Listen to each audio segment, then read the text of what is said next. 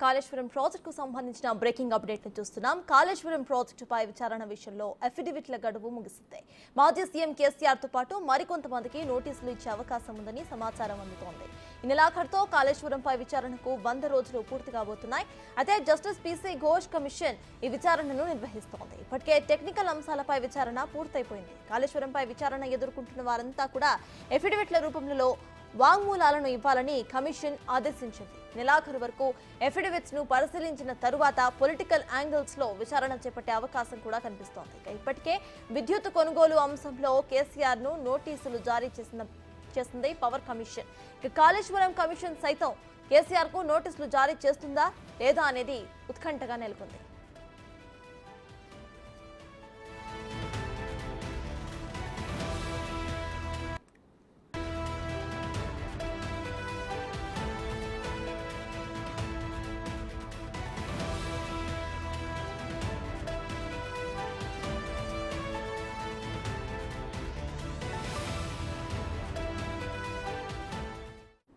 మొత్తానికి కాళేశ్వరం ప్రాజెక్టుపై విచారణ విషయంలో అఫిడవిట్స్ గడువు అయితే పూర్తయింది. అయితే నెక్స్ట్ స్టెప్ ఎలా ఉండబోతోంది అనే దానిపైన అప్డేట్స్ ను మా ప్రతినిధి వెంకట్ లైవ్ లో అందించడానికి సిద్ధంగా ఉన్నారు.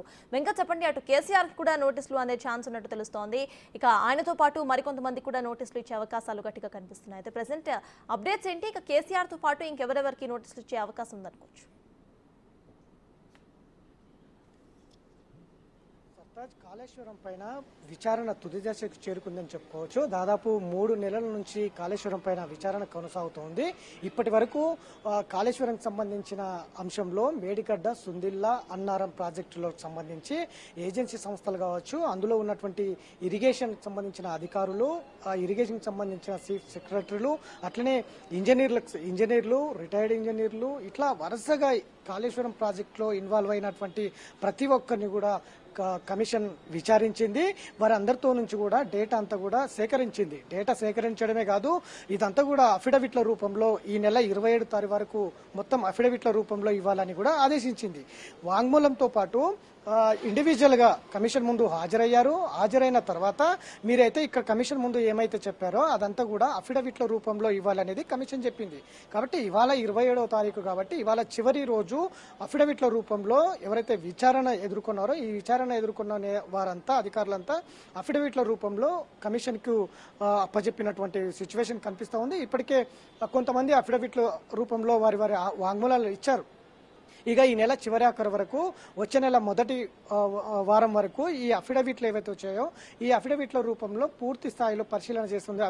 అఫిడవిట్లను పరిశీలన చేసిన తర్వాత ఈ వారం రోజులు ఈ అఫిడవిట్లను పరిశీలించిన తర్వాత ఎవరికి ఫర్దర్ నోటీసులు ఇవ్వాలి, ఎవరిని ఫర్దర్ విచారించాలి అనేదైతే ఒక స్పష్టత వచ్చే అవకాశం అయితే స్పష్టంగా కనిపిస్తూ ఉంది. ఇప్పటి వరకు దాదాపు ఇటు కాళేశ్వరం, సుందిల్లా, అన్నారం, మేడిగడ్డ ఈ బ్యారేజీలకు సంబంధించిన అంశంలో ఎవరెవరు ఇందులో ఇన్వాల్వ్ అయి ఉన్నారు అంటే కింది స్థాయి నుంచి పై స్థాయి వరకు అందరినీ అధికారుల నుంచి డేటా సేకరించింది.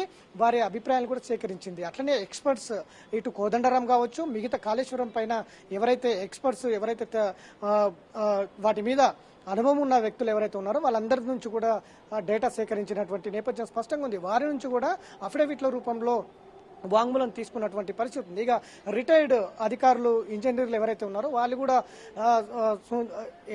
తుమ్మిడిహట్టి దగ్గర ప్రాజెక్టు ఏదైతే నిర్మించాలని గతంలో రిటైర్డ్ ఇంజనీర్లు చెప్పారో వాళ్ళ నివేదిక కూడా పరిశీలన తీసుకున్నది. తుమ్మిడిహట్టి దగ్గర ఎందుకు రిటైర్డ్ అయినటువంటి ఇంజనీర్లు చెప్పినటువంటి అంశాన్ని ఎందుకు పరిగణలోకి తీసుకోకుండా మేడిగడ్డ దగ్గర ఎందుకు ప్రాజెక్టు నిర్మించారనేది ప్రధానంగా ఇందులో చర్చించినటువంటి అంశం ఉంది. ఎందుకంటే గతంలో దాని మీద ఉన్నటువంటి మేడిగడ్డ, తుమ్మిడిహట్టి దగ్గర కట్టకుండా మేడిగడ్డ దగ్గర ప్రాజెక్ట్ నిర్మించారు. అక్కడ ఎందుకు నిర్మించాల్సింది అనే అంశం మీద కూడా పూర్తి స్థాయిలో డేటా